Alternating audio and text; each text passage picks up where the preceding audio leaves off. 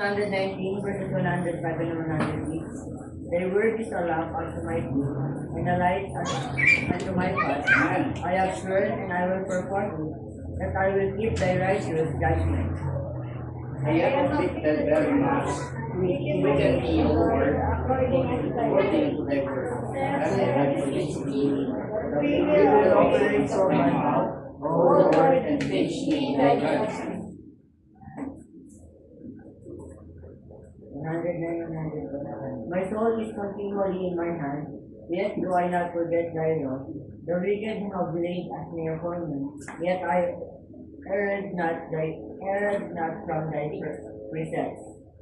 The testimonies of my taken as an heritage forever, for they are the rejoicing of my heart.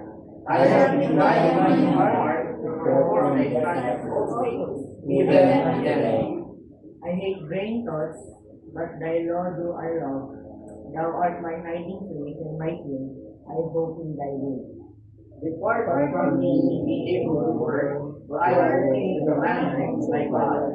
Uphold me according to thy word, that I may live and let it not get me of my hope.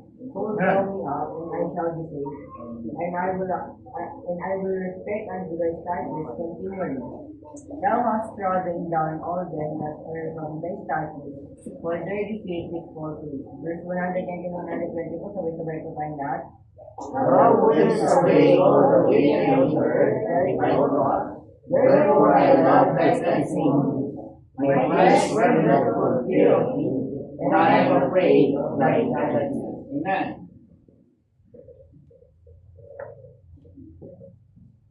Amen. Ako tayo po yung napiling natin at kuhain po natin yung ating pong baptismal. Kuhain po natin yung ating pong baptismal. So, buksan po natin yung hymn number 12. Hymn number 12, Are You Washed in the Blood? Amen. Ulitin po natin yung Lord's stanza. Hindi na po ba bawat sa hymn number 12, Are You Washed in the Blood? Amen. After being sweet Jesus for the cleansing for on the first verse, ready, sing.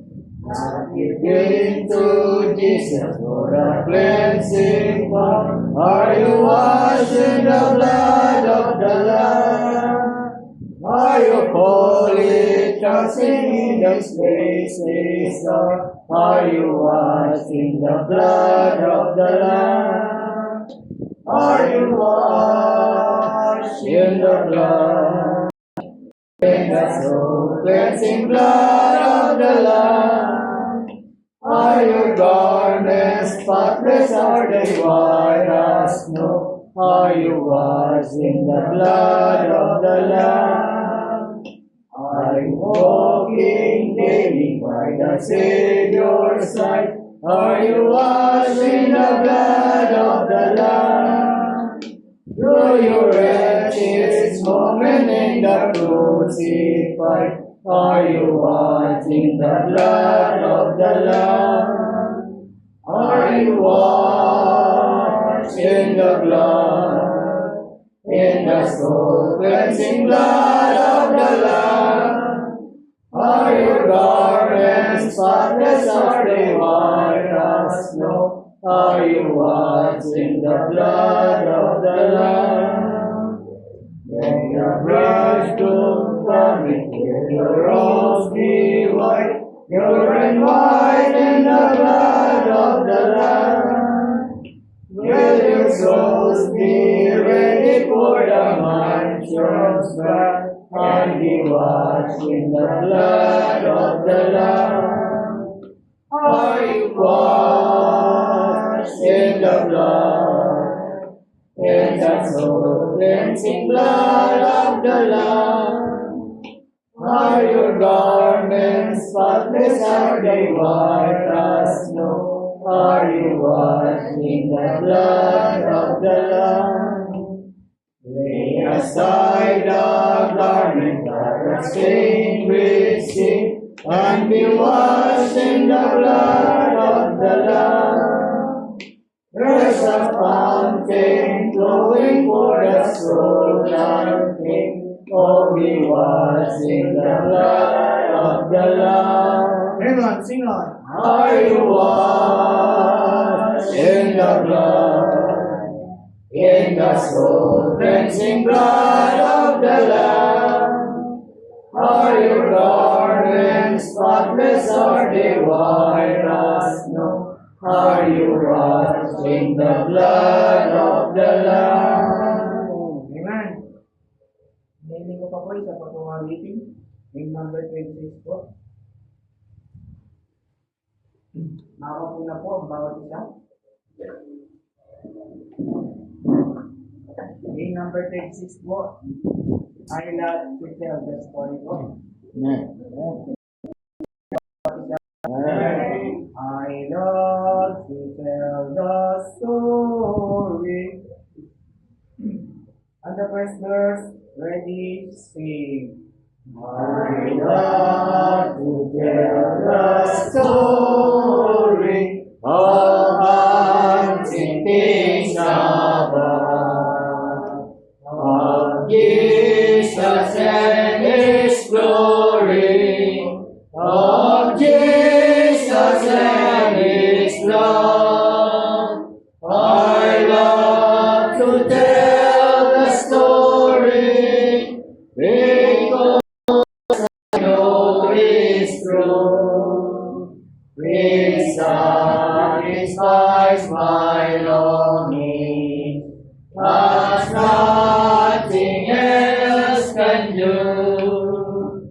I love to tell the story, will be my giving glory, to tell the old story of Jesus and His love. I love to tell the story, more wonderful its name than all the golden fancies of all our golden dreams. I love to tell the story, it is so much for me, and that is just the reason I tell it now today. I love to tell the story, will be my giving glory, to tell the old story of Jesus and His love. I love to tell the story, His grace and glory, that since its time I fell in, more wonderful is me. I love to tell the story, for some have never heard the mystics of salvation from God's unholy word. I love to tell the story, will be my giving glory, to tell the old story of Jesus and His love. On the next verse, ready. I Love to tell the story for those who know it best. Sing hungering and thirsting, so hear it like a rest. And when He sings of glory, I sing the new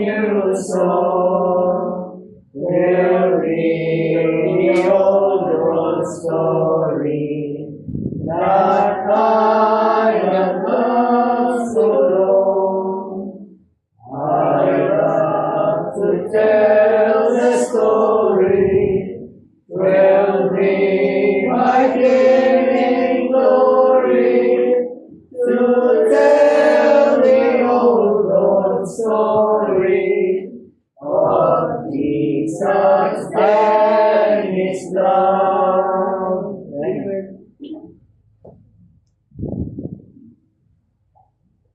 Amen. So, pagpalang araw po ng Panginoon sa bawat isa. So, maniingit ang panahon. So, tayo po ay magtutuloy-tuloy na. So, Matthew, chapter number 7.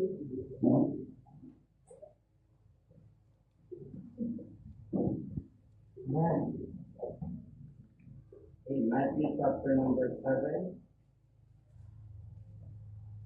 Beginning from verse number 15 hanggang 29. So, salitan po natin muling basahin ito. At pag-aralan natin, you shall know them. Ayan. So, makikilala natin sila. Okay? Sino kayang sila ang dapat nating makilala? Okay? So, nandiyan na po kayo, Matthew chapter 7. So, babasahin po yung verse 15, po sa 16, and so on and so forth. Verse 29, sabay-sabay po natin babasahin. Okay? Nandiyan na po kayo? Okay, verse 15, beware false prophets which come unto you in sheep's clothing, but inwardly they are ravening wolves. People. You shall know them by their fruits. No man by their gates or these Even so, every good tree bringeth forth good fruit, but a corrupt tree bringeth forth evil fruit. Bringing and bringing forth evil fruit, neither can corrupt be Every tree that bringeth not forth good fruit is hewn down and cast into the fire. Wherefore by their fruits ye shall know them. Not every one that saith unto me, Lord, Lord, shall enter into the kingdom of heaven, but he that doeth the will of my Father which is in heaven. Many will say to me in that day, Lord, Lord, have I not prophesied for you? And in my name the cast out demons, and in thy name the doing wonderful works. And then I profess unto them, I never knew you. Depart from me, ye that work iniquity. Therefore, whosoever heareth my sin of mine, and doeth them, I will liken him unto a And the rain descended, and the floods came, and the winds blew, and beat upon that house, and it fell not, for it was founded upon a rock. And everyone that heareth the saying of man, and doeth them not, shall be likened unto a foolish man in his house. And the rain descended, and the floods came, and the winds blew, and beat upon that house, and it fell, and great was the fall of it. And it came to pass when Jesus had ended his ministry, people were like a stone into the sea. Altogether, verse 29, ready? Read. For He called them as one, having authority, and not as one, as one. Tayo po'y manalangin, dakilang Diyos, muli, ang papuri patuloy namin itinataas sa inyo, ang pasasalamat ng lubos, Panginoon, sa maghapong ito na kung saan pinagkalagay sa amin, upang ikaw, O Diyos, ay aming pong sundahin sa Espiritu at Katotohanan. Dalangin ko, Diyos, ang muli ninyong panguna, especially ang gabay ng Diyos ng ganun na Espiritu. Kaya nga, Panginoon, anumang karumihan na nakikita niyo pa sa aming Panginoon, please, Lord, forgive us in all of our sins and cleanse us from all unrighteousness, that the Holy Spirit will move in us, O God, to give us understanding to thy word. Thank you, Father, once again. And Lord, dalangin ko po na walang ibang may tataas, kundi ang dakilang pangalan sa lugar nito. Muli, salamat po, pagpalain po ang salita na ang binasa at pag-aaralan. Dalangin po, Panginoon, ay patuloy na magbigay ng hamon ang mga salita mo, Panginoon, paalala sa bawat mga anak ng Diyos. Dalangin ko sa pangalan po ng aming Panginoon. Amen. Tayo din makakaupo na. Ayan. We shall know them. Ayan. So, alam niyo ba na mayroong isang problema na lumalaganap ngayon na tinatawag na identity crisis. Okay? So, the word identity crisis is a period of uncertainty and confusion. Okay? So, when a person's sense of self and direction in life becomes insecure, often triggered by significant life changes or a questioning of their values and roles. In psychology, alam nyo, it is a stage in Erik Erikson's theory of personal development. It happens during adolescence. It is a deep reflection and examination of various perspective of oneself. No? Kaya kung minsan may mababalitaan kayo na yung bata, no, habang yan, yung kagaya niyang baby, no, hindi niya pa alam, pero habang lumalaki, habang nagiging nagiging almost nandito na sa pagiging kabataan, ano ba? No? Instead na babae, ba yung lalaki na daw yung puso. At may mga nababalitaan kayong ganyan? Or otherwise, yung dati, alam nyo, lalaki, nung lumaki, ba, nagdalaga. No? So, identity crisis. No, problema yan sa lipunan. So, sabi ng Bible, so galing po yan dun sa Sodomites and dun po sa Gomorrah.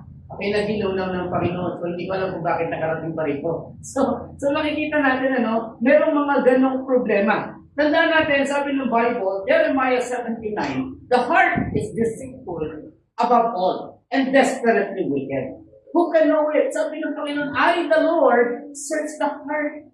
Kung meron ng problema yung puso natin, kung hindi man yan nade-develop, yan ay ang dahilan mga kapatid kuminsan, yung salita ng Diyos kasi wala sa kabataan. Kadalasan, hindi nila naintindihan ang buhay. So kaya nga sa atin mga kapatid maliwanag na meron tayong Biblia at ito'y maraming mga pagpapaalala sa atin. Pagbibigay tanaw sa salita ng Diyos na kung saan nagbibigay ito ng gabay. Kaya nga, sabi nga nung ating, dun sa ating scripture reading, di ba? Psalm 119, 105, di ba? Thy word is a lamp unto my feet and a light unto my path. Sa ating landasin, mga kapatid, kinakailangan natin ng liwanag. Dahil ang mundong ito, mga kapatid, ang araw, maging ang araw ng mundong ito ay punong-puno ng kadiliman. No? Akala ng tao sila'y natahak pa sa tamang landas sa liwanag na landas na kung saan ay ang Panginoon ang siyang may dala, pero hindi po totoo.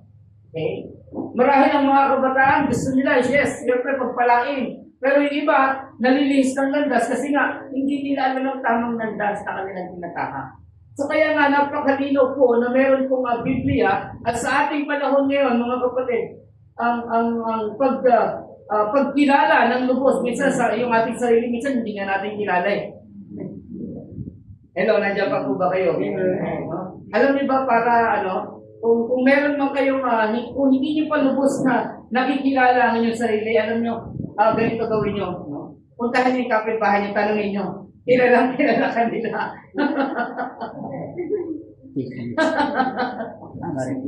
Kilala ka ng kapitbahay mo. Alam niyo yung pupuntahan mo, kung kailan ka nalabas, kung ano yung ginagawa mo. No? So alam niyo mga kapatid, yun ang problema ngayon sa ating buhay. No? Mas kilala pa tayo ng kapitbahay. Okay? Kasi talagang binabantayan ka eh. No? Pero alam niyo mga kapatid, ang kidding aside, Christian life, let me give this statement, Christian life is harder and harder when Christ's return will be sooner or maybe later. Pwedeng mamaya bumalik na ang Panginoon eh. Pero habang papalapit ang pagbabalik ng ating Panginoon, ang buhay ng Kristiyano ay talaga namang pahirap ng pahirap. Okay?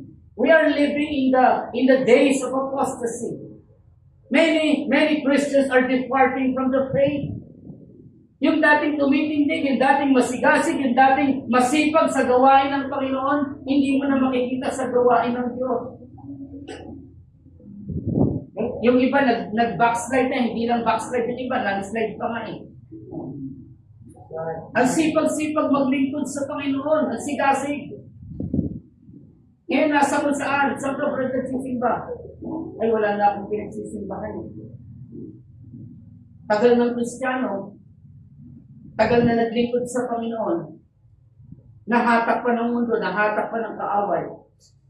Si Demas, di ba makikita niyo sa Bible, for Demas had forsaken me, sabi ni Paul. Si Demas was a fellow servant of the Lord. Kamang gagawa ni Pablo. naglilingkod kay Kristo, pero saan ka mga kapatid? Sabi ng Bible, they must forsake me, having loved this present world. Mas minahal niya yung mundong ito. Kaya nga mga kapatid, ang pinakamatindi pa mga kapatid, marami pong mga bulaang propeta ngayon. Sabi ng ating teksto, beware of false prophets, which come to you in sheep's clothing, but inwardly they are what? Ravening wolves.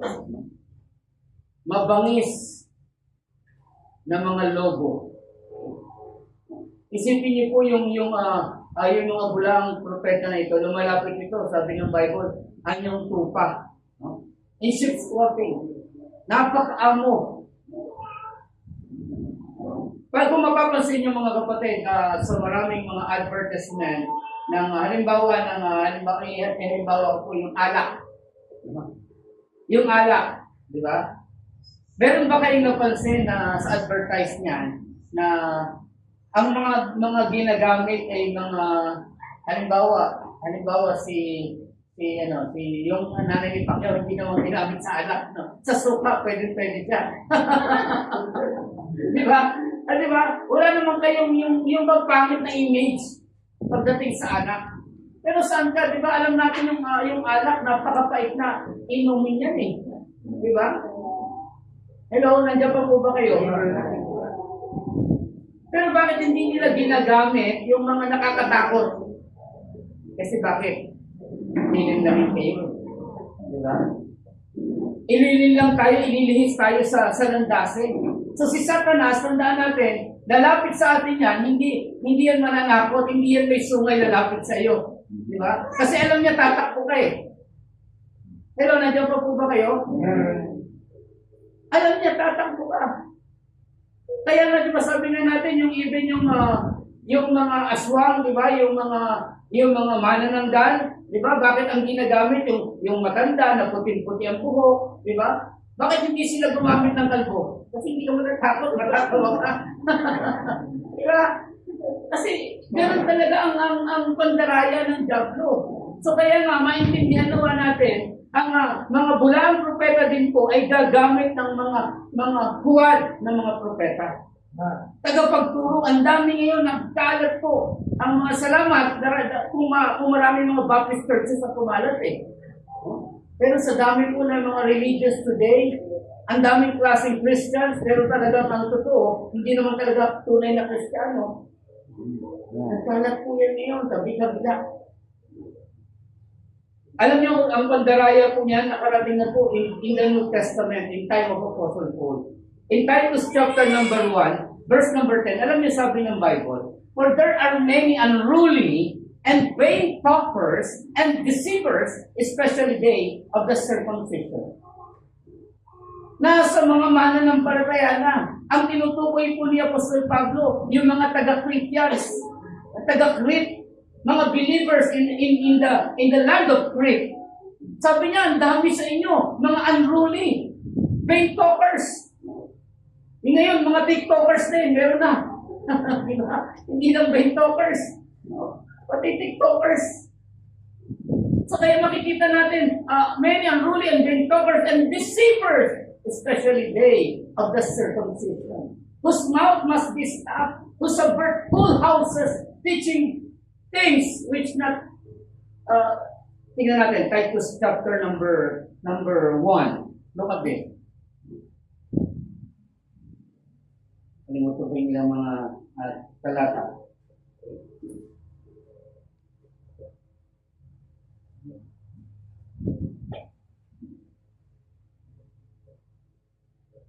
Verse 11, whose mouths must be stopped, who subvert whole houses, nagwawasak ng buong tahanan, teaching things which they ought not for filthy lucre's sake.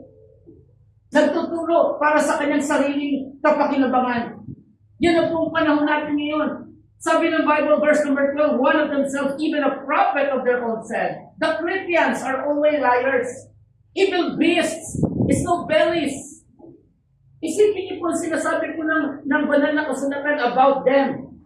Paul, addresses to the Corinthians, ang sabi ng Bible, itong mga taong ito, sabi ng Bible, the prophet of their own, sabi dyan, sila yung mga sinungaling. Masasamang mga halimaw. Sabi dito, slow bellies, ng matatakaw. This witness is true, wherefore rebuke them sharply, that they may be sound in the faith, not giving heed to Jewish fables and commandments of men that turn from the truth. Kaya sabi ni Pablo, unto the pure all things are pure, but unto them that are defiled and unbelieving is nothing pure. But even their minds and conscience is defiled. At ito pa sabi sa verse 16, they profess that they know God, but in works they deny Him, being abominable, disobedient, and unto every good work reprobate. Sinasabi nila na sila po yung mga Kristiyano. Sinasabi nila na sila yung mga mananampalataya. Pero sa kanilang mga gawa, mga kapatid, sabi ng Biblia, pinasisinungalingan ang lahat ng kanilang sinasabi. They're all liars. Tayo po mga mananampalataya na tayo, dati tayo po'y galing dyan sa kasinungalingan ni Satanas. Ye are of your father, the devil, and the lust of your father, you will do. He was a murderer from the beginning and abode not in the truth. When he speaketh a lie, he speaketh of himself, because he is a liar and the father of it. Kung sino yung anak ng diablo, sabi ng Biblia, yun po yung sinungaling. Okay? So tayo ngayon, mga kapatid, pinalaya na ng Diyos. Tinubos na tayo ng banal na dugo ni Kristo. At tayo mga kapatid, tayo yung dapat na magsabi na tayo po ay kilala natin ng Diyos. At dapat kilala din natin yung ating mga kaaway. Amen? Yes, hindi natin kaaway ang mga tao. No? Huwag niyo pong mami-misinterpret, wala po tayong dapat kaaway na tao. No? At kung meron masabi ng Bible, mahalin mo sila. Love your enemies.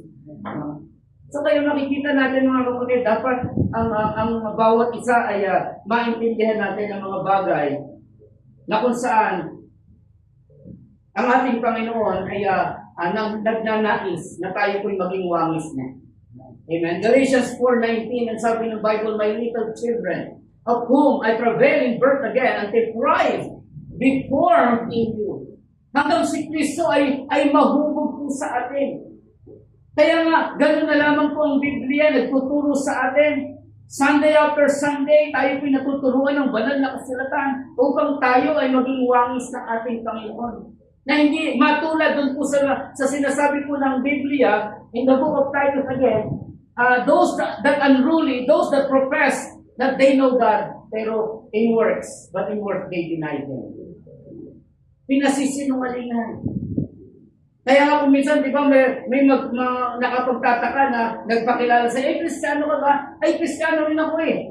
O, saan ka nagsisimba? Ay, Baptist. Ay, sa ano ko eh, sa katedral ako nagsisimba eh. So, may mga ganyan. Alam rin, tunay na Kristiyano. Pero yung pala, hindi pala tunay. You shall know them, sabi ng Bible. Yun ang ating pamagat. You shall know them. Makikilala natin sila. Malalaman natin yung katotohanan. Kaya nga tayo mga kapatid, tayo na pinalaya, alam na alam natin. In John chapter number 8, look at this, John chapter number 8.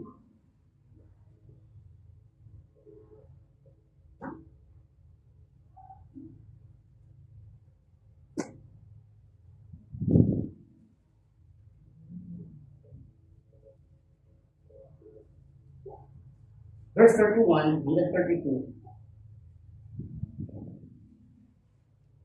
Ano sabi po ng Bible? Then said Jesus to those Jews which believed on Him, if you continue in my word, then ye are my disciples indeed. And ye shall know the truth. And the truth shall what? Shall make you free. Kayo'y palalayain ng katotohanan. Ang katotohanan ang siyang magpapalaya sa inyo. Sino po ba yung katotohanan? John 14:6, I am the way, sabi ng Panginoon, the truth and the life. No man cometh unto the Father but by me. The truth is the Lord Jesus Christ. The Lord Jesus Christ make us free. Pero alam niyo, katanungan nila, sabi nila dito, they answered Him, we be Abraham's seed and were never in bondage to any man. How sayest thou, ye shall make he shall be made free. Paano mo sinasabi yan? Sabi nila sa Panginoon. Questioning about the words of the Lord Jesus Christ. Ang sabi nila, paano mo nasabi? Kami galing sa binhi ni Abraham. At hindi kami kailanman ay nabilanggo. At sinasabi mo, kami palalayain mo. Jesus answered them, verily, verily, I say unto you, whosoever committed sin is the servant of sin. Pinaliwanag po ng Panginoon. Siya na nakagawa ng kasalanan ay alipin ng kasalanan. So tayo po, lahat tayo makasalanan. The Word of God said in Romans chapter number 3, verse 23, ano sabi ng Bible? For all have sinned and come short of the glory of God. Lahat tayo nagkasala. Sabi ng Panginoon, whosoever committed sin is the servant of sin. And the servant, sabi ng verse 35, abideth not in the house forever, but the Son abideth ever. So tingnan niyo pong tao palagi, meron pong katwiran. Sabi nila, hindi naman kami alipin, hindi naman kami nabilanggo kailanman, sasabihin mo kami bilanggo. Sabi ng Biblia, kayo alipin ng kasalanan. At lingkod ng kasalanan. So kaya nga mga kapatid, even Apostle Paul being struggled in the book of Romans chapter number 7, may mga bagay akong gusto na tamang gawin pero hindi ko magawa. Yung ayaw ko na sinasabi ng Panginoon na hindi ko gusto gawin pero yun ang nagawa ko. Sabi ni Pablo, sin dominates our life. Yan po yung isang katotohanan na kung saan tayo po'y alipin ng kasalanan. Pero salamat, may dugo ni Kristo na nagpalaya sa atin. Amen. We have liberty in Christ. Tayo po'y pinalaya ng Panginoon. Galatians chapter number 5. Ano sabi ng Bible? Stand fast therefore in the liberty wherewith Christ hath made us free, and be not entangled again with the yoke of bondage. Huwag na tayong sumama pa sa pamatok ng pagkakaalipin. Inalipin na tayo ng kasalanan. Maraming vices ang umalipin sa atin. Maraming kalikuan ang umalipin sa atin. Ngayon, hayaan natin ang Diyos na nagpalaya sa atin. Ang kalayaan ay binigay sa atin ng Panginoon, hindi kalayaan para gumawa tayo ng kasalanan, kundi kalayaan sa kapangyarihan ng kasalanan. Amen? Kalayaan sa penalty ng kasalanan. Yan ang binigay sa atin ng Panginoon. Yes, paano gusto nagkakasala pa tayo? Kaya kami 1 John 1:9. Pero in 1 John 1:9, it is not a license para magkasala. Ay, magkakasala ako kasi meron naman, pwede naman akong humingi ng tawad. Hindi po tama yung kaisipan na yan. So kaya nga mga kapatid, sabi nga ng Biblia, Psalm 119, look at this. Nabasa na din po natin ito, Psalm 119.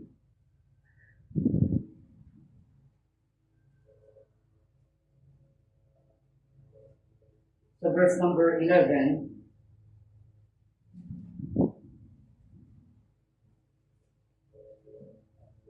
O verse number 9. Umpisa natin sa verse number 9. Nandiyan na po kayo. Pakibasa nga po yung 9 hanggang 11. Please read, ready, begin. By taking heed thereto according to thy word, with my whole heart have I sought thee, O let me not wander from thy commandments. Thy word have I hid in my heart, that I might not sin against thee. So kaya nga sabi ng Biblia, saan nga ba ang isang kabataan ay malilinis yung kanyang mga daan? By taking heed thereto according to thy word.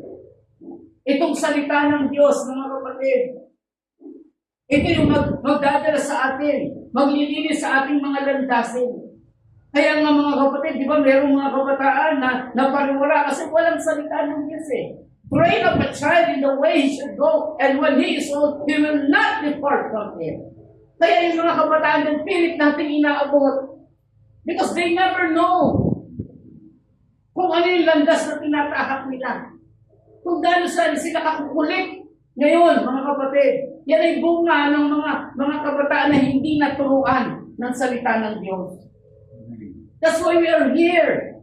Huwag tayong magsasawa na turuan sila kasi kung wala magtuturo sa kanila mga kapatid, kung hindi natin sila tuturuan, nakakalungkot po ang kanilang dadanasin. Ang landasin na kanilang tatahakin.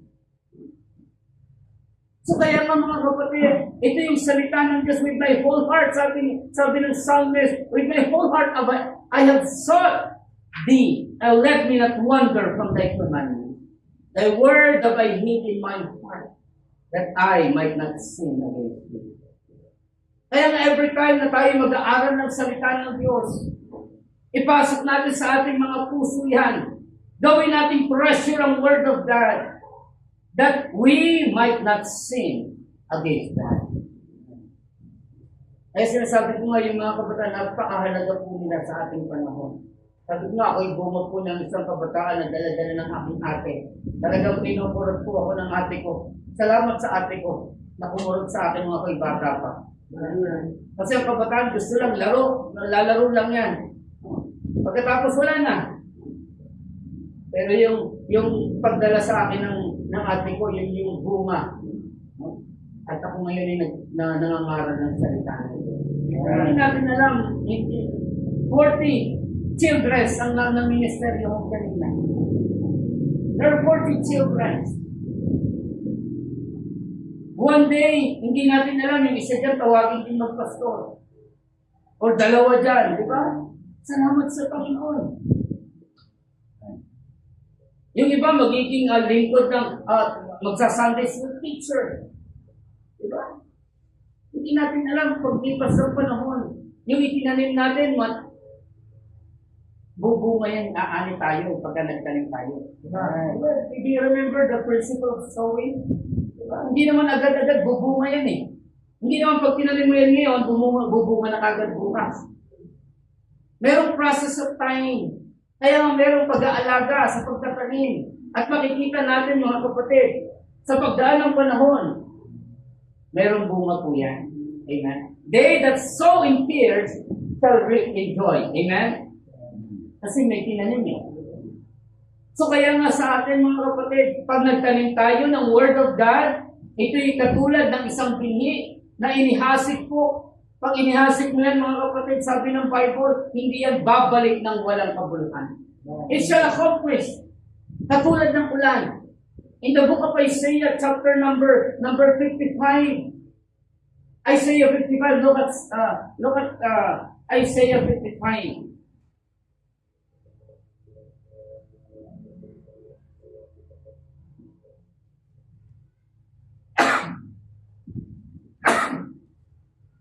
Verse 10 and 11.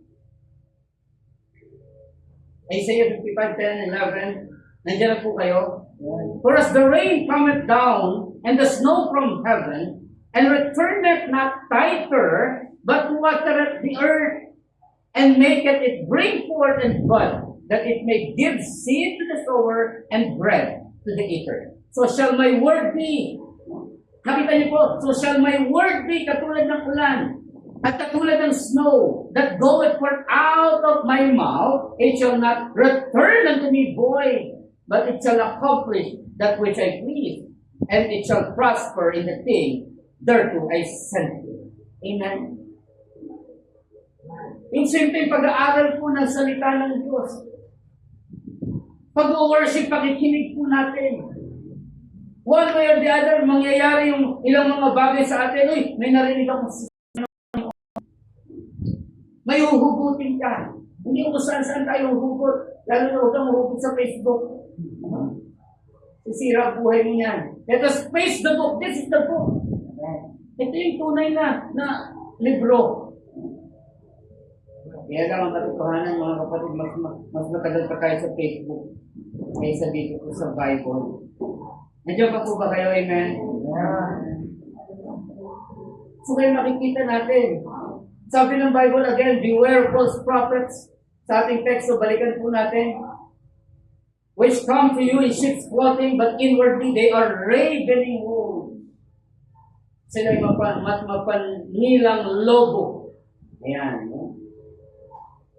So kaya nga, paano natin sila makikilala ngayon? Paano ba natin makikilala yung mga kamalian na yan? O kung nasabi ng Biblia, ye shall know them. Kailangan ma-identify din po natin sila. Kaya nga sa Bible, mapapansin niyo mga kapatid, palagi pinaghihiwalayan in time of offerings, no? Alam niyo sa Old Testament, pagka sila po yung magsasacrifice, other customs, lahat ng mga maayos at mga hindi maayos na tupa ay pinaghihiwalay. No? Nakuha niyo po, yung mga isa-sacrifice sa Panginoon, alam niyo kung gaano patindi po yung sacrifice po nila.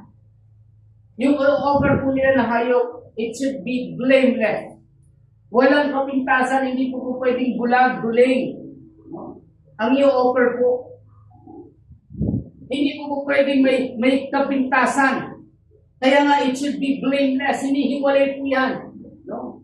Yung mga matataba, yung mga payat, no? Lalo tigit ang hinihiwalay po, even yung mga kambing sa tupa, hinihiwalay po yan ng Panginoon.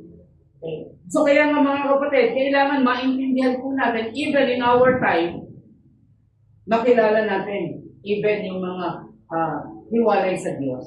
Okay. So may apat po na makikita tayong puntos dito. Okay.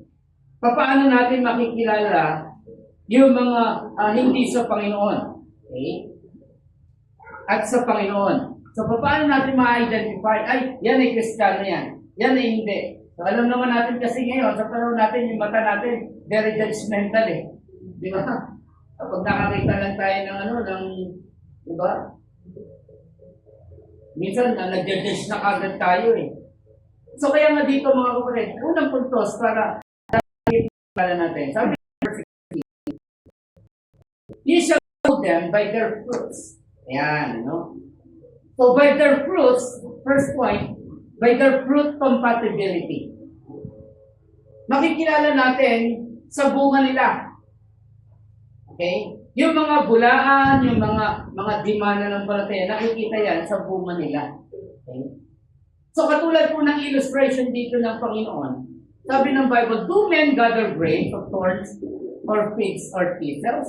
Even so, every good tree bringeth forth good fruit. But a corrupt tree bringeth forth evil fruit. So napakaliwanag na sinasabi ng Biblia, very basic. Sabi ng Panginoon, yung kurap na puno, tiyak kurap ang bunga. Okay? Yung bunga na mabubuti, tiyak yan, galing sa punong mabuti. So nakukuha niyo po. So yun po yung idea ng Panginoon. So hindi po pwede yung bayabas ay magbunga ng mangga. Okay? Yung santol magbunga ng avocado. You shall know them by their fruits. Kaya nga, by their fruit compatibility, the tree is known by its own fruit. Okay. So in 2 Corinthians chapter number 13, look at this, 2 Corinthians chapter 13. 2 Corinthians chapter number 13. Chapter 11. Chapter 11, verse 13. Sorry.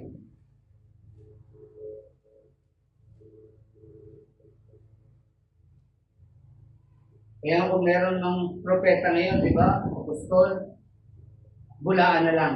Ayan, no? Nandiyan na po kayo, 2 Corinthians chapter 11, 13 hanggang 15. So ito po sabi ng Bible, for such are false apostles, deceitful workers, transforming themselves into what? The apostles of Christ. Isipin nyo kahit sila mga kapatid, yung mga bulaan na yan, nagpapanggap sila into the apostles of Christ. And no marvel, for Satan himself is transformed into an angel of light. Therefore, it is no great thing if his ministers also be transformed as the ministers of righteousness, whose end shall be according to their works. Grabe naman yun, ba? Grabe ang panggap niyon. Nakakalungkot. Kaya nga sinasabi natin, mga kapatid, sa panahon ngayon na marami pong identity crisis eh. Ngayon, magbobotohan, di ba? Mag-e-election na naman, Mayo, malapit na. Napakalapit na. Di ba? Ang babait niya, lalapit sa iyo. Kakamay sa iyo, pero pag talikod, saan ka? Buhos ka ng alcohol. Nakukuha niyo po? Di ba? Makamasa. Hindi ka kakamayan talaga yung isa't isa. Yung bawat isa. Pero saan ka mga kapatid talaga yung iba, ayaw talaga kumamay eh. Full of hypocrisy. Nakukuha niyo po yung ibig ko sabihin? Ganito po ang panahon natin ngayon. Ang dami pong mapanling lang. And even Satan and his false apostles, yung deceitful workers, yung kanyang mga alagad, si Satan at yung kanyang mga alagad, ay talagang handang mandaya. Magpapanggap yan. Kaya nga na, totoo ako sa napanood ko nga yung isang addict, pagmira, nag-apply na trabaho, sabi sa kanya nung nag-interview, okay sir, tatawagan ka na lang. Pero alam niya, tatawanan lang siya. Habang kinabukasan, nagsuot ng uniform. May dala-dalang attaching case. Sabi ng kaibigan niyo, pare, bakit saan mo pupunta? Papasok ako. Papasok, di ba sabi sa'yo, tatawanan ka? Tatawanan? Hindi. Panggap na daw ako. Panggap pala. Kaya pala papasok. Hindi pala tanggap. Panggap pala. Grabe. Panggap na daw ako, kaya papasok ako ngayon sa opisina. Ang daming ganyan mga kapatid sa politika. Panggap. Mapagpanggap na mabait, matulungin, di ba? Madaling tumulong. Madaling lapitan. Pero mahirap hanapin. Panggap na daw eh. So kaya nga mga kapatid, sa atin bilang mananampalataya, kailangan alam natin, kilalanin natin sila. Kaya sa darating na halalan, pumili kayo pag-pray niyo yung mabuhat mo po rin. Wala tayong i-endorso. Huwag natin hayaan na tunin yung ating karapatan. So kaya nga, makikilala natin sila by the fruit compatibility. Not only by the fruit compatibility, but also, sabi ng verse number 21 hanggang 23, ito sabi ng Bible, not everyone that saith unto me, Lord, Lord, shall enter into the kingdom of heaven, but he that doeth the will of my Father which is in heaven. Many will say to me in that day, Lord, Lord, shall we not prophesy in thy name, and in thy name have cast out many devils, and in thy name done many wonderful works. And then will I profess unto them, I never knew you. Depart from me, iniquity. Makikilala natin sila not only by the fruit of compatibility, but also by the faith or by their faith confession. Yung kanilang maling mga pahayag. Sabi ng mga tao, sabi nga ng Panginoon dito, di ba? Marami magsasabi sa akin sa huling araw, Panginoon, papasukin mo ako sa iyong kaharap. Ano sabi ng Panginoon? Hindi.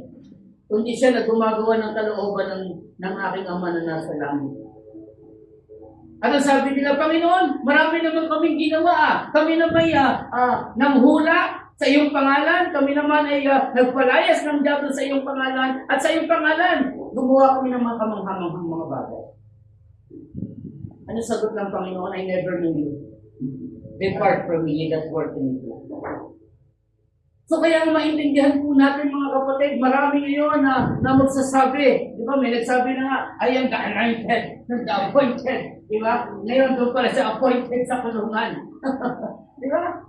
So, tingnan niyo po yung mga bagay. Pero saan ka kung binira yung yaman? Grabe. Grabe yaman. Nahuli pa siya doon sa underground. Ang tindi, no? Pero lahat ng sa about money. But their faith confession reveals their identity. Meron pa ang isang isang manghuhula ngayon, hindi ko alam kung babae ito, at naging anong tawag dito? Nagpalit lang ng ano eh. Yung narinig di ba yung pangalang Rudy Baldwin? Akala ko lalaki ito eh. No? O baka dating lalaki ha. Kasi talaga hindi ko maintindihan yung identity niya. Dati ibang-iba yung itsura niya eh. Pero ngayon, parang babae na yung itsura eh. Pero Rudy ang pangalan. Oo, Rudy Baldwin. So siya yung palaging nanguhula. Kung sabi, ayon sa mga di ba, napanood niya sa ilang mga TV programs, no? Talagang yung mga hula niya, palaging tumatama. No? Pero mga kapatid, ngayon may mga hula na naman siya. No? Yung vulkan, puputok, naputok naman talaga yung taal nung nakaraan. Di ba? Yun naman ang sabi ng Biblia eh. Bago naman siya ng hula, meron ng Biblia na nagsabi ng lahat ng mangyayari. No? Yung big one, di ba? Ang daming natatakot. The big one. No? Talagang 8 point something magnitude daw yan. No, paghandaan ng Pilipinas, no, nung nakaraan, ang tinamaan yung Thailand, grabe talaga din naman ang epekto. Pero mga kapatid, hindi naman nakakamamahayan kasi sinabi na ng Bible. Sinabi na ng Diyos, sabi ng Bible, it is the beginning of sorrow. Umpisa pa lang. Kaya nga yung kanilang fake confession, itong si Rudy Baldwin, it is a self-proclaimed psychic. Manguhula lang po ito. Naniniwala sa horoscope, pero sinusundan niya rin yung mga insect. Mas pinaniniwalaan, di ba? Yan ang problema din sa atin kasi, di ba, mga Pilipino. At nakakalungkot, pati mga mananampalataya minsan, wala naman siguro masama kung maniwala tayo siya. Di ba? Minsan may mga ganyan pang mga kaisipan ng mga Kristiyano eh. Alam niyo, pag tayo mga mananampalataya na, mga kapatid, hindi na natin dapat paniwalaan yung mga ganyan. Kasi kung totoo yung hula na yan, mga kapatid, di ba? Yung mga swerte o malas na yan, sabi ko, huwag tayo maniniwala sa swerte. Malas lang yan. Malas ko yan eh. Di ba? Huwag tayo maniniwala dyan. Mas maniwala tayo sa sinabi ng salita ng Diyos. Sinabi ng Diyos, huwag tayo maniwala. Yung mga kasabihan na yan, di ba? Sabi ko nga nakaraan, nung yung may birthday pa naman doon, tamang-tama sa magluluto doon siya pansit. Kasi di ba yung pansit, ano yung kasabihan? O pampahaba ng buhay. No? Pag kumain ka niya, huwag mo lang puputulin. Kasi magpuputol din yung buhay mo. Di ba? Ang dami kasabihan na ganyan eh.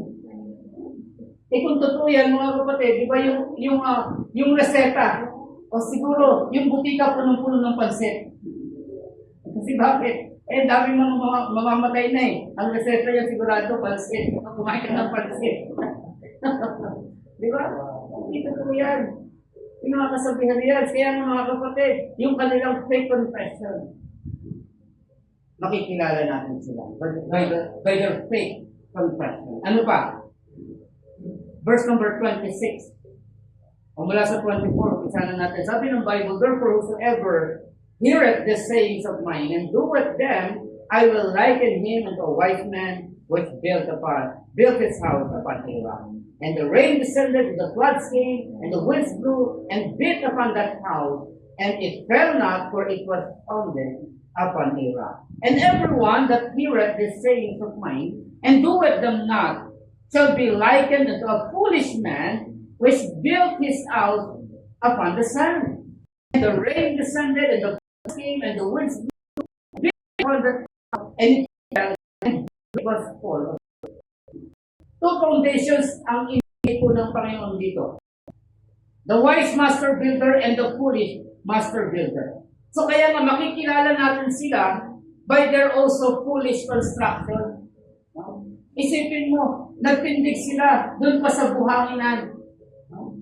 Kaya nga no wonder kung halimbawa tatamaan man tayo ng katulad ng lindol sa Thailand, nung nakaraan 7.7, no? Kaya ko unang-unang guguho yung mga nandiyan sa lugar ng Mall of Asia. Yan po, buhanginan po yan. Opo, dating dagat po yan, yung lugar na yan. No? Kung kayo po ay nakadaan dyan, 1980s or 90s, early 90s, wala pa po yan, makikita niyo puro dagat pa yan. No? Pero ngayon, Mall of Asia. Paano hindi ko masasabing, buhangin nga po yan, pinambakan lang po ng buhangin, yung dagat. So kaya nga mga kapatid, by their foolish construction, ang sabi ng Biblia, pinatutungkulan ito, pagka tayo po ay magtitindig ng ating tahanan, dapat sa matibay na bato, which is founded upon a rock. Ano ibig sabihin nun? Siya na hindi lang narinig yung salita ng Diyos, kundi ginaganap ang salita ng Diyos sa buhay niya. Amen. Nandiyan pa po ba kayo? Be ye doers of the word, sabi ng Book of James, and not hearers only, deceiving your own self. Dinadaya lang natin yung ating sarili if we say the word of God and do it if not. Sabi ng Bible, dinadaya natin ang ating sarili. Kailangan yung ating itinuturo. Kaya nga, ang mga preachers, mga kapatid, one of the struggles of the preachers today ay yung pong mangangaral na hindi po sinusunod din yung kanyang ipinangangaral. Diba? Yung bang mangangaral ka, mag-mission ka, hindi naman nag-mission. Ipinangangaral niya na mag-mission. Marami pong ganyan ngayon. Marami, soul winning tayo, pero hindi naman nagsusoul winning. Diba? Magbigay tayo, hindi naman nagbibigay. O diba, so yun po yung struggle ng mga mananampalataya, ng mga tumatayo, nangangaral, pero hindi naman yung ginagawa yung pangangaral niya. They that preach the gospel should live the gospel. Yun po ang dapat na makita sa atin. Kung ano yung pinangangaral natin, ginagawa po natin. Kaya nga, it is about the foolish construction. Ay, sa Biblia, siya yung tayo ng kanyang gusali dun sa buhangin. Okay. Pero tayo dapat sa batuhan. A wise master builder built his house upon the rock. The foundation is very important. Palaging importante yan sa building, sa bahay, o anumang struktura. Mahalaga po ang pundasyon. At sa pagiging Kristiyano, mga kapatid, we have a great foundation. Sabi ng Bible in 2 Timothy chapter 2 verse 19, nevertheless the foundation of God is standeth sure, having this seal, the Lord knoweth them that are his, and let everyone that nameth the name of Christ depart from iniquity. Yun po yung tindig ng isang mananampalataya. But we know the fruit of compatibility, we know the faith confession, and also we can know them by their foolish construction. Mangmang po tayo pag tayo po ay nagtindig sa buhangin ng isang kastilyo. Kaya nga kahit yung kanta di ba? Kastilyong buhangin, di ba? Gumuho. Guguho lang pala.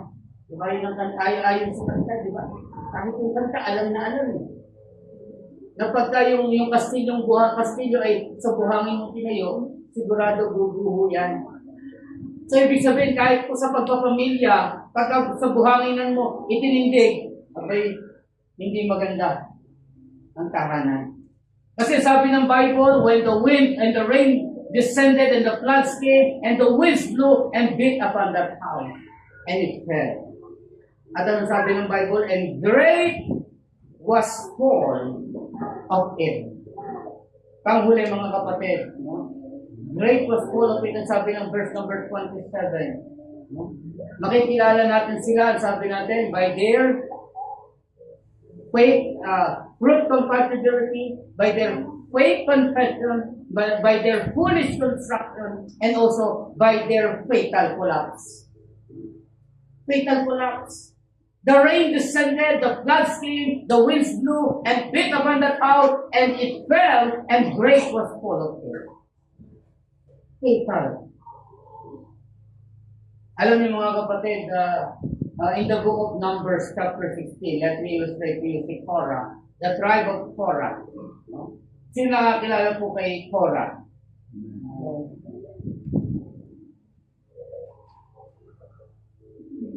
Numbers chapter 16. Galing lang yan kila Ate Bing ng isang araw yata.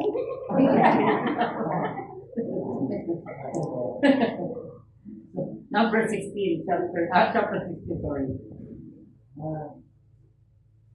Tingnan natin yung verse number 20. Itong mga tribe of Korah na ito, mga kapatid, they are very rebellious into the leadership of Moses and Aaron. At ang sabi ng Bible, and the Lord spake unto Moses and spake unto Aaron, saying, separate yourselves from among this congregation, that I may consume them in a moment. Isipin niyo po ano yung salita ng ating Panginoon. Very sharp. Umalis kayo dyan, sabi ng Panginoon kay Aaron and Moses, para saglit ko silang pupuksain. Ganun po katindi ang salita ng Diyos sa panahon ito. And they fell upon their faces and said, "O God, the God of the Spirit of all flesh, shall one man sin and will thou be wroth with all the congregation?" Tingnan niyo po yung panalangin po ni Moses. Alam niya that these people are very, very rebellious people. At sabi niya, Panginoon, pupuksain mo ba ang lahat ng ito dahil sa isang taong nagkamali? Nakipag-bargain ng Panginoon. Si Moses sa Panginoon. And the Lord spake unto Moses, saying, verse number 24, "Speak unto the congregation, saying, Get you up from about the tabernacle of Korah, Dathan, and Abiram." And Moses rose up and went unto Dathan and Abiram, and the elders of Israel followed him. And he spake unto the congregation, saying, "Depart, I pray you, from the tents of this wicked man, and touch nothing of theirs, lest ye be consumed in all their sins." So they got up from the tabernacle of Korah, Dathan, and Abiram on every side, and Dathan and Abiram came out and stood in the door of their tents, and their wives, and their sons, and their little children. And Moses said, "Hereby ye shall know that the Lord hath sent me to do all these works, for I have not done them of mine own mind." Pinagbibintangan si Moses na ginagawa niya lang yun para sa kanyang sarili kaisipan. Naisip niya lang. At hindi siya tinawag ng Diyos. Yun ang mga tribo na ito. Ganito katindi ang tribo na ito. Ni Korah, ni Dathan, and Abiram. At ano sabi ng Bible? "If this man die the common death of all men, or if they be visited after the visitation of all men, then the Lord had not sent me." Sabi ni Moses, kung mamamatay sila na common death lang, namatay sa karamdaman, namatay sa aksidente, sabi ni Moses, hindi ako tinawag ng Diyos. But if the Lord make a new thing, verse number 13, "And the earth opened her mouth and swallow them up, and with all that appertain unto them, and they go down quickly into the pit, then ye shall understand that these men have provoked the Lord." Kung ang Panginoon ay gagawa ng kakaibang bagay, earthquake, magbubukas ang lupa, at kakainin sila ng buhay, at sasarado ito, sabi ng Biblia. You shall understand, naiintindihan nyo, that these men have provoked the Lord. And it came to pass, as we had made an end of speaking all these words, ano nangyari? That the ground clave asunder that was under them. And the earth opened her mouth and swallowed them up and their houses and all the men that appertained to Korah and all their goods. They and all that appertained to them went down alive into the pit, and the earth closed upon them, and they perished from among the congregation. And all Israel that were round about them fled at the cry of them, for they said, "Lest the earth swallowed up us also." And there came out a fire from the Lord and consumed the 250 men that offered incense. Grabe po yung kamatayan na inabot po nila. Hinain po sila ng lupa ng buhay. Hindi lamang po napakatinding lindo lang dumating doon. Bumuka po yung lupa na kung saan naroon sila. And then nahulog silang lahat ng kanilang mga kagamitan. Pagbagsak nila, biglang sumaraw yung lupa. Ganun katindi. At may natira pang 250 na mga nag-o-offer ng incense to the strange gods. At ang sabi ng Bible, tinupok din po ito ng apoy. Pinatay din po yung 250 men. Ganun katindi. Yun yung fatal collapse na nangyari po sa kanila. Because they rebel against the man of God, Moses. Amen? Yan po ang nangyari sa kanila. The fatal collapse ay mangyayari po sa mga di mananampalataya. Maghintay po sila pagka po bumalik ang Panginoong Jesucristo na walang mga Kristiyano dito, mga kapatid. Then the wrath of God came will come. The Great Tribulation. Hahanapin nila ang kamatayan, hindi nila masusumpungan. Yun ang sabi ng Biblia. Kaya kinakailangan po natin silang paalalahanan, turuan natin sila. Sabihin natin sa kanila, mahal sila ng Panginoong Jesus. Jesus loved the Word. He loved the Word, sabi ng Bible. He gave His only begotten Son, that whosoever believeth in Him should not perish, but have everlasting life. Yun po ang sinasabi ng Biblia. Pero sa kabila po nito, sa kabilang banda, in flaming fire, taking vengeance on them that know not God, and that obey not the gospel of our Lord Jesus Christ, who shall be punished with everlasting destruction from the presence of God. Mababasa natin sa 2 Thessalonians 1, verses 8 and 9. In the book of Revelations 20, last verse na bubuksan po natin, Revelations chapter number 20. Yes, meron pong millennial reign, 1,000 years, ibig sabihin, reign of Christ. Kasama po tayo ng maghahari. But after that, number 7,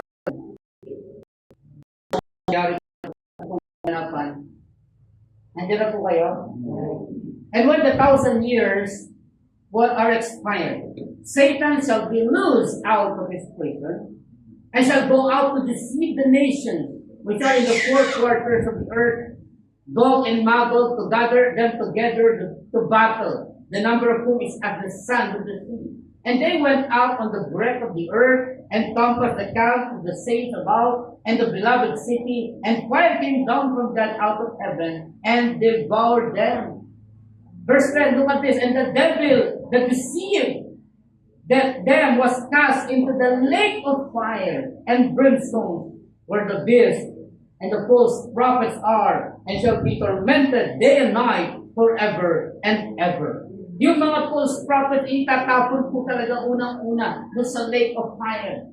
Amen? Sabi ng Bible, and I saw great white throne, and him that sat on it, from whose face of the earth and the heaven fled away, and there was found no place for them.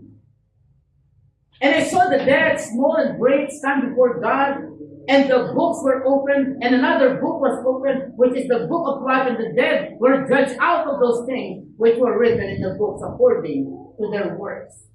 And the sea gave up the dead which were in it, and the death and hell delivered up the dead which were in them, and they were judged every man according to their works. 14 and 15. And death and hell were cast into the lake of fire. This is the second death. And whosoever was not found written in the book of life was cast into the lake of fire.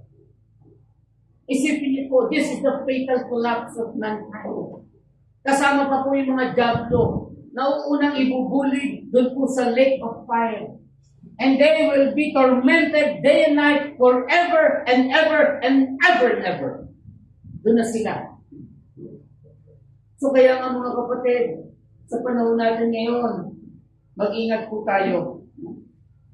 The fatal collapse ay pinakita ng Panginoon. At higit sa lahat, tayo po na pwedeng gamitin ng Diyos ay magpagamit sa Panginoon. Because of that fatal collapse na mangyayari po sa sangkatauhan na walang kaligtasan. Maybe one way or the other, meron ka pang kamag-anak na hindi paligtas. Maybe meron ka pang kaibigan na hindi paligtas. Hindi mo pa nadadala sa Panginoon. Hindi mo pa nasasabihan na ikaw, kaibigan, mahal ka ni Kristo. Huwag nating hayaan na mahiya tayo na sabihin sa kanila. Kasi bakit? Merong fatal collapse na mangyayari. At ang fatal collapse, they will be forever and ever in the lake of fire. Doon po sila tutungo. Lahat sila. Nawala kay Kristo. So kaya nga mga kapatid, we shall know them. Alam natin, kilala natin sila na wala pa sa Panginoon. Kaya nga dapat natin gawin mga kapatid is to do the work of the Lord. The Great Commission. Pakilala natin si Kristo sa kanila. Maybe iba magagalit sa atin. Di bali na. Basta nasabi natin na mahal sila ni Kristo. And because of the love of Christ to them, He died on the cross of Calvary. He was buried and rose again the third birthday. Ngayon, mga kapatid, sa next week, di ba? Yung kanilang gugunitain na nila yung kamatayan ng kanilang Kristo. Dahil yung kanilang Kristo taon-taon namamatay. Pero yung Kristo ng Bible, isang beses lang pong namatay. At nabuhay po na muli. At hindi na minsan pang mamamatay. Yun ang nakakalungkot na katotohanan. In their religions, their traditions, control sila ng alipin sila niyan, kontrolado sila niyan. But they never know the essence why Christ died on the cross of Calvary. Amen. Ipakilala natin, ipakita natin sa kanila. Dahil alam natin mga kapatid, kilala natin sila na hindi mamaligtas. Why? Pinakita sa atin ng Bible. We know them by their fruit compatibility, by their faith confession, by their foolish construction, and by their fatal collapse. Amen? Kaya nga sa atin, hamon po sa atin na gumawa po tayo para sa Panginoon. Tayo po natin po. Tayo po manalangin ulit. Kapagpala namin Diyos, hindi salamat po sa oras po. Thank you, Lord, sa iyong mga salita na narinig po namin ng Diyos. Holy Lord, yung iyong salita, Panginoon, ay kailangan po namin. At higit sa lahat sa mga natutunan po namin ng Diyos, ito naway, magbigay sa amin ng conviction upang gawin po namin, Panginoon, ng mga bagay na nais mo, especially ang ipakilala namin kayo sa mga tao. Because, truly, Lord, we know them, Panginoon, because of their fruit. We know them because of their false confession. We know them, Panginoon, because there is fatal collapse and foolish construction na kanilang pinipili. I pray, Father, na i-bless niyo pong yung salita patuloy sa aming Panginoon upang higit sa lahat. Every time makakita kami ng kaluluwa.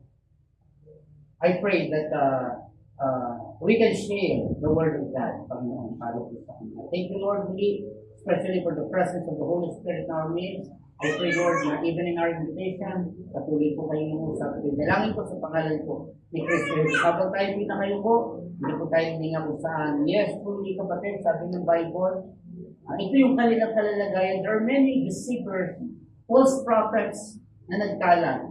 Pero salamat dahil kilala natin sila ngayon. Maraming mga kaluluwa na kung saan mapapahamak. Alam natin yung kanilang religious traditions ay magdadala sa kanila sa kapahamakan. But one thing we know, and as we study the Word of God, ang natin sila. The Great Commission ay binigay sa atin ng Panginoon bilang mananampalataya yung ating trabaho. To share the Word of God, to say the Word of God, Panginoon, na sinabi ng Panginoon sa atin, na tayo po'y naligtas sa biyaya ng Diyos. Ibahagi po natin sa kanila. Let us share to them the gospel of salvation, that they might be saved. So kaya nga, meron ka marahil na ipapanalangin sa Panginoon ng mga kamag-anak, kaibigan, o marahil mga katrabaho, o kapitbahay mo, na nais mong maligtas, o kapamilya mo. Bakit hindi tayo lumapit sa Panginoon ngayon? The fatal collapse is waiting. Ang impyerno, nag-iintay na lang ng kamatayan ng tao. And they will be buried in hell, and eventually the lake of fire ay nag-aabang din po. So kaya nga, no, sa mundong ito na malapit ng magunaw, ang mundong ito na malapit ng masira, pero meron pang tao, meron pang pag-asa ngayon dahil buhay pa tayo, dahil nandito pa tayo mga Kristiyano, upang sabihin sa kanila that Jesus is alive and Jesus loves them. Kaya mga kapatid, kung anumang bagay ang pangusap sa inyo ng Panginoon, meron kong gustong ilapit sa Diyos, halika kapatid, ilapit natin sa Panginoon. God bless you. God bless you.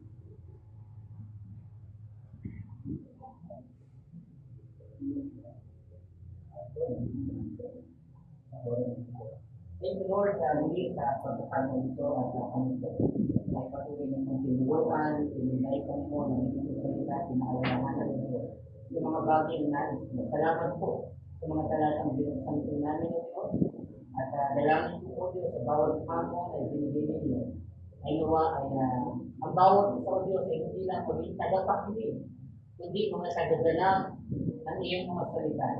So praise the word of God to everyone, to every people, Panginoon. Maybe, meron pa po kayo mga kamag-anak na hindi kaligtas, mga mahal po buhay, Panginoon, mga kapitbahay, kaibigan, kaklase, katrabaho, Panginoon. Gamitin niyo po kami, Panginoon. Ang aming mga labi, gamitin niyo po para sabihin ang iyong pangalan, Panginoon, that you died on the cross of Calvary, was buried, and rose again. At ito yung kapangyarihan niyo para maligtas ng tao. Lord, tulungan niyo po kami maging kamay ninyo. To reach them, Panginoon, abutin po sila para sa iyong maluwalhatian. Tulungan niyo po kami, Panginoon, na ang aming buhay nito ay lalo pang maging kasangkapan ninyo, Panginoon, para po sa paglalanan ng ibang lady ng kaligtasan. Salamat, Panginoon, sa iyong gawain dito pa, at ang aming pagpapatuloy ay hindi mo kami patuloy samahan, at patuloy na dalangin ko, Diyos, anuman ang mga kaibigan ng iyong mga anak.